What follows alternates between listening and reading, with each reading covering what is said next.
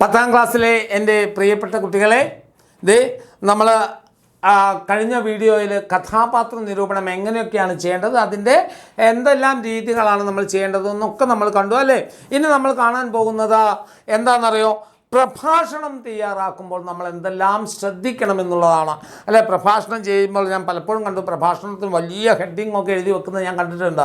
എന്നാൽ അതൊന്നും പ്രഭാഷണത്തിൻ്റെ മാതൃകയല്ല. പ്രഭാഷണത്തിനൊരു ഘടനയുണ്ട്. ആ ഘടന കൃത്യമായി പാലിച്ചുകൊണ്ട് തന്നെ പ്രഭാഷണം തയ്യാറാക്കിയാൽ മാത്രമേ നമുക്കതിൻ്റെ മാർക്ക് ലഭിക്കുകയുള്ളൂ. അപ്പോൾ എങ്ങനെയൊക്കെയാണ് നമുക്കൊരു പ്രഭാഷണം തയ്യാറാക്കുമ്പോൾ നമ്മൾ എന്തെല്ലാം ശ്രദ്ധിക്കണം എന്നുള്ള കാര്യമാണ് നമ്മളിപ്പോൾ പറയാൻ പോകുന്നത്. അപ്പോൾ നമുക്ക് പ്രഭാഷണത്തിലേക്ക് കടക്കാൻ നോക്കൂ. പ്രഭാഷണം അവതരിപ്പിക്കുമ്പോൾ എന്തെല്ലാം കാര്യങ്ങൾ ശ്രദ്ധിക്കണം? ഒന്ന്, സംബോധന വേണം. പ്രഭാഷണത്തിൻ്റെ ഏറ്റവും ആദ്യത്തെ പോയിൻ്റാണ് മക്കളെ അഭിസംബോധന അല്ലെങ്കിൽ സംബോധന വേണം. പ്രിയരെ, ബഹുമാന്യരെ, വേദിയിലും സദസ്സിലുമുള്ള പ്രിയപ്പെട്ടവരെ തുടങ്ങിയുള്ള ഒരു സംബോധനയോട് കൂടി വേണം നമ്മൾ എന്ത് ചെയ്യാൻ? പ്രഭാഷണം ആരംഭിക്കാൻ. മറ്റൊന്ന്, വിഷയ അവതരണമാണ്. നിങ്ങൾ തന്നിരിക്കുന്ന വിഷയത്തെ കൃത്യതയോടുകൂടി അവതരിപ്പിച്ചിട്ടുണ്ട് എന്ന് വ്യക്തമാകുന്നതായിരിക്കണം നിങ്ങളുടെ ഉത്തരം.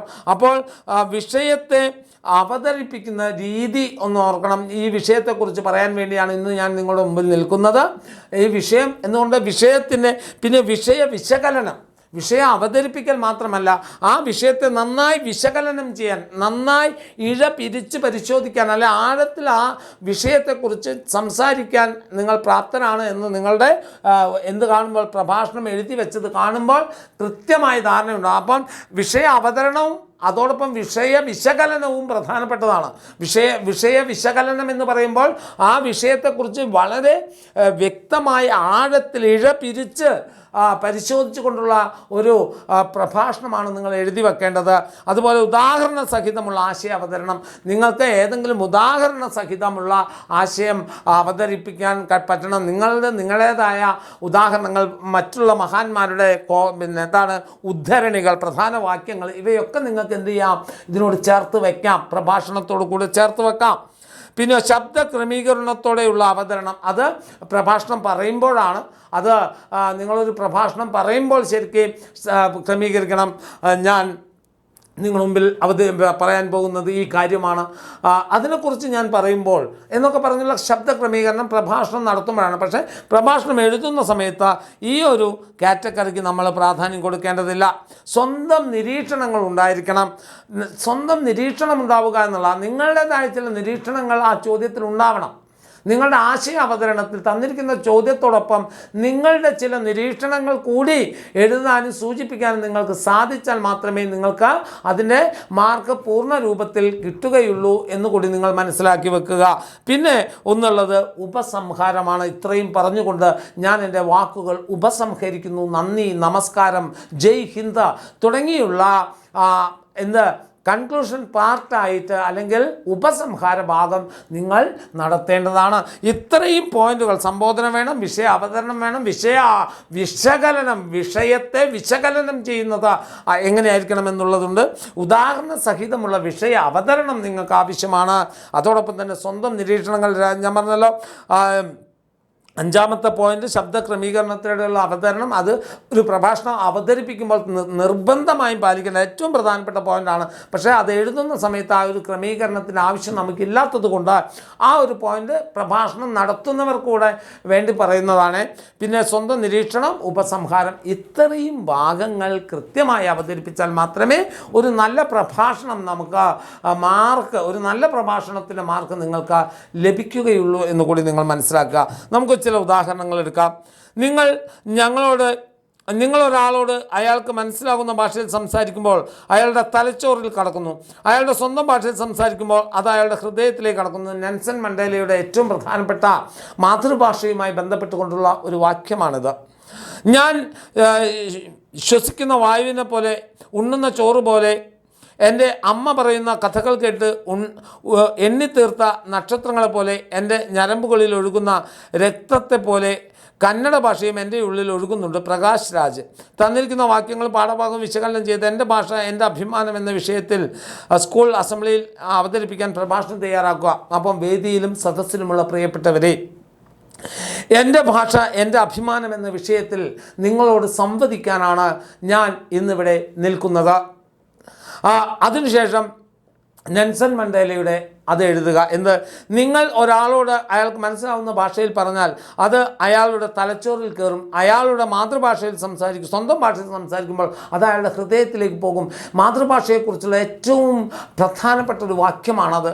അതുപോലെ തന്നെ പ്രകാശ് രാജിൻ്റെ ആ വരികളും കോട്ട് ചെയ്തതിന് ശേഷം ഈ രണ്ട് വരികളിൽ നിന്നും നമുക്ക് മനസ്സിലാവുന്നത് മാതൃഭാഷയുടെ മഹത്വം തന്നെയാണ്. അല്ലേ? ഒരു മനുഷ്യന് അവൻ്റെ പെറ്റമ്മയ്ക്ക് തുല്യമായി നിൽക്കുന്നത് അവൻ്റെ മാതൃഭാഷയാണ്. അവൻ ജനിച്ചു വീഴുമ്പോൾ തൊട്ട് അവൻ്റെ സാംസ്കാരിക വികസനം നടക്കുന്നത് മാതൃഭാഷയിലൂടെയാണ്. അല്ലേ? അമ്മിഞ്ഞപ്പാൽ ഒരുവൻ്റെ ശരീരത്തെ എപ്രകാരം വളർച്ചയ്ക്ക് സഹായിക്കുന്നു, അതുപോലെ തന്നെ അവൻ്റെ സാംസ്കാരിക വളർച്ചയ്ക്ക് ഒഴിച്ചുകൂടാൻ കഴിയാത്ത ഒന്നാണ് അവൻ്റെ മാതൃഭാഷ എന്ന് പറയുന്നത്. ആ മാതൃഭാഷയിലൂടെ കേൾക്കുമ്പോൾ മാത്രമേ ഏതും അമൃതും നമുക്ക് അമൃതായി തോന്നൂ എന്ന എൻ്റെ ഭാഷ അല്ലെങ്കിൽ വള്ളത്തോൾ നാരായണ മേനോൻ പറഞ്ഞ വാക്യം നമുക്ക് ഇവിടെ സ്മരിക്കാവുന്നതാണ്. അതോടൊപ്പം തന്നെ മറ്റുള്ള ഭാഷകളൊക്കെ വെറും നമ്മുടെ പുറമേ നനച്ചു പോകുന്ന മഴത്തുള്ളിയാകുമ്പോൾ മാതൃഭാഷയ്ക്ക് മാത്രമാണ് നമ്മുടെ ഹൃദയത്തെ നനയ്ക്കാൻ കഴിയുന്ന തേനായി മാറാൻ സാധിക്കുക. മാതൃഭാഷയിൽ സംസാരിക്കുമ്പോൾ മാത്രമാണ് നാം നമ്മുടെ വ്യക്തിത്വം കാത്തു സൂക്ഷിക്കുന്നത്. മറ്റുള്ള ഭാഷയിൽ സംസാരിക്കുമ്പോഴൊക്കെ അതിൻ്റെ അർത്ഥം ഗ്രഹിക്കാൻ നമ്മുടെ തലച്ചോറ് ശ്രമിച്ചതിന് ശേഷമാണ് നമ്മൾ ഹൃദയത്തിലേക്ക് എത്തുന്നതെങ്കിൽ മാതൃഭാഷയിൽ ഒരു കാര്യം കേൾക്കുന്ന സമയത്ത് അത് നേരിട്ട് നമ്മുടെ ഹൃദയത്തെ സ്പർശിക്കുന്നു. ഇങ്ങനെയുള്ള ആശയതലങ്ങളായിരിക്കണം പ്രഭാഷണത്തിൽ വരേണ്ടത്. വള്ളത്തോളിൻ്റെ വരികൾ കോട്ട് ചെയ്യാം, അതുപോലെ വേറെ ഏതെങ്കിലും വരികൾ, കുഞ്ഞുണ്ണി മാഷ് പറഞ്ഞ വരികൾ, അല്ലേ? അമ്മ എന്ന ഒറ്റക്ഷരമാണ് എൻ്റെ മലയാളം എന്ന് പറഞ്ഞിരിക്കുന്ന കുഞ്ഞുണ്ണി മാഷിൻ്റെതാക്കാം, ONV കുറുപ്പിൻ്റെ വരികളെടുക്കാം, ഏതും എടുക്കാം, അല്ലെ? മാതൃഭാഷയുമായി ബന്ധപ്പെട്ട്. എന്നാൽ അവസാനം നിർഭാഗ്യവശാൽ പ്രിയപ്പെട്ടവരെ, മാതൃഭാഷയിൽ നിന്നും അകന്നു പോകുന്ന ഒരു തലമുറയായി പുതിയ തലമുറ വളർന്നു വരുന്നു എന്നത് ഖേദകരമായ ഒരു കാര്യമാണ്. ഭാവിയെക്കുറിച്ചുള്ള ആശങ്ക കൊണ്ട് പലപ്പോഴും രക്ഷിതാക്കൾ കുഞ്ഞുങ്ങളെ മറ്റു ഭാഷകൾ പഠിക്കാൻ പ്രേരിപ്പിക്കുകയും അതിൽ അവഗാഹം നേടുന്നതാണ് ഏറ്റവും ഉയർന്ന അവസ്ഥ എന്ന് ചിന്തിക്കുകയും ചെയ്യുന്നു. എന്നാൽ അത് തെറ്റാണ്. മാതൃഭാഷയിലൂടെയുള്ള പഠനമാണ് മനുഷ്യൻ്റെ വ്യക്തിത്വ വികസനത്തിനും അവൻ്റെ പൂർണ്ണ വളർച്ചയ്ക്കും ഉതകുന്നത് എന്നുകൂടി ഓർത്ത് വെക്കുക. മാതൃഭാഷ കൃത്യമായി അറിയുന്നതിനും മറ്റു ഭാഷകൾ പഠിക്കാൻ എളുപ്പമായിരിക്കുമെന്നുള്ള വസ്തുതയും തിരിച്ചറിയുക. ഇത്രയും പറഞ്ഞുകൊണ്ട് എൻ്റെ വാക്കുകൾ സംഹരിക്കുന്നു. നന്ദി, നമസ്കാരം. ഇതായിരിക്കണം. ഇങ്ങനെയുള്ള ഒരു ചോദ്യം വരുമ്പോൾ നിങ്ങളുടെ ഇത് മറ്റൊന്നുകൂടെ നോക്കൂ. നമ്മുടെ കാലഘട്ടം ഉയർത്തുന്ന വെല്ലുവിളികൾ നേരിടാൻ മനുഷ്യവംശം ഉയർന്ന സർവ്വദേശീയമായ ഉത്തരവാദിത്വം വളർത്തിയെടുക്കേണ്ടതുണ്ട്. ഭാവി തലമുറയ്ക്ക് വേണ്ടിയുള്ള കരുതലും പരിസ്ഥിതിയെ ശരിയായ രീതിയിൽ പരിപാലിക്കാനും ഈ ഉത്തരവാദിത്വം നമ്മുടെ ഉത്തരവാദിത്വത്തിൻ്റെ ഭാഗമാണ്. ദലാലാമയുടെ ഈ കാഴ്ചപ്പാട് വെള്ളത്തിന് തെളിയാതിരിക്കാനാവില്ല. മണ്ണും മനുഷ്യനും എന്നീ പാഠഭാഗങ്ങളും ആശയങ്ങളും പരിഗണിച്ച് പ്രകൃതിയെ വരും തലമുറയ്ക്ക് കാത്തുവെക്കാമെന്ന വിഷയത്തിൽ പ്രഭാഷണം തയ്യാറാക്കുക. അപ്പം ഞാൻ ഈ പറഞ്ഞ പോലെ തന്നെ ദലാലമ്മയുടെ വാക്യം പറയുക. മണ്ണും മനുഷ്യനും എന്ന് പറയുന്ന കൃതിയിലെയും വെള്ളത്തിന് തെളിയാതിരിക്കാനാവില്ല എന്ന് പറയുന്ന ഇതിലെയും പാരിസ്ഥിതിക ആദി എന്ന് പറയുന്ന നോവലിലെ ഭാഗമാണ്. അല്ലെ, വെള്ളത്തിന് തെളിയാതിരിക്കാനാവില്ല, മണ്ണും മനുഷ്യനും എന്നുള്ള ടി പത്മനാഭൻ്റെ ഒരു കഥയാണ്. അപ്പോൾ ഈ രണ്ടിലും പറഞ്ഞിരിക്കുന്ന നമുക്കറിയാം, ടി പത്മനാഭൻ മണ്ണും മനുഷ്യനും പറഞ്ഞ് മണ്ണിനോട് ചേർന്ന് പ്രകൃതിയോട് ചേർന്ന് നിൽക്കുന്ന ഒരു മനുഷ്യനും മണ്ണിൽ നിന്ന് അകന്നു പോകുന്ന മറ്റൊരു മനുഷ്യനും ആ മനുഷ്യൻ നേരിടുന്ന ആത്മീയ സംഘർഷങ്ങളും ഒക്കെയാണ് പാഠഭാഗത്തെ ആശയം എന്ന് പറയുന്നത്. വെള്ളത്തിന് തെളിയാതിരിക്കാനാവില്ല എന്ന് പറയുന്ന പാഠഭാഗത്തിലെ ആശയം നിങ്ങൾക്കറിയാം. അവയെല്ലാം ചേർത്ത് വെച്ചുകൊണ്ടുള്ള ഞാൻ നേരത്തെ പറഞ്ഞ പ്രഭാഷണത്തിൻ്റെ മാതൃകകളെല്ലാം വെച്ചുകൊണ്ട് വേണം എഴുതാനായിട്ട്. മാതൃഭാഷയ്ക്കുള്ള വിദ്യാഭ്യാസത്തിൽ മാതൃഭാഷയ്ക്കുള്ള പ്രാധാന്യം നമ്മൾ എടുത്തു കഴിഞ്ഞാണ്. വിഷയങ്ങളും ചില പഠനം മാതൃഭാഷയിൽ മനുഷ്യനും പ്രകൃതി. അപ്പോൾ ഒരേ ആശയം വരുന്ന രണ്ട് പ്രഭാഷണമാണ് തന്നിരിക്കുന്നത്. മണ്ണും മനുഷ്യനും തമ്മിലുള്ള നിന്നാണ്. ഇവിടെ നോക്കിയാലും ഒരു തരി മണ്ണ് പോലും കാണാൻ കഴിയില്ല, പക്ഷേ നിലത്തുള്ള ടൈലുകൾ മാത്രം. ബംഗ്ലാവിൻ്റെ പിറകിൽ അത് മണ്ണും മനുഷ്യനാണ്. പ്രകൃതി സൗഹൃദപരമല്ലാത്ത ഇടപെടലുകൾ മനുഷ്യൻ്റെ നിലനിൽപ്പിന് തന്നെ ഭീഷണിയാകുമെന്ന വിഷയത്തിൽ നേരത്തെ തന്ന പ്രഭാഷണത്തിൻ്റെ ആശയങ്ങൾ കൂടി ചേർത്ത് വെച്ചുകൊണ്ടാണ് എഴുതേണ്ടത്. അപ്പോൾ പ്രഭാഷണം എഴുതാൻ എങ്ങനെയാണ്, എന്തൊക്കെയാണ് നമ്മൾ ശ്രദ്ധിക്കേണ്ടത് എന്ന വിഷയം നിങ്ങൾക്ക് മനസ്സിലായ മക്കളെ? ഓക്കെ മക്കളെ, അപ്പോൾ ഓൾ ദ ബെസ്റ്റ്. എല്ലാവർക്കും പരീക്ഷ നന്നായി എളുപ്പമാവട്ടെ. ഈ കാര്യങ്ങൾ പ്രഭാഷണം വന്നാലും കഥാപാത്രം വന്നാലും കൃത്യമായി എഴുതാൻ നിങ്ങൾക്ക് കഴിയട്ടെ എന്ന് പ്രാർത്ഥിക്കുന്നു. ഓക്കെ മക്കളെ.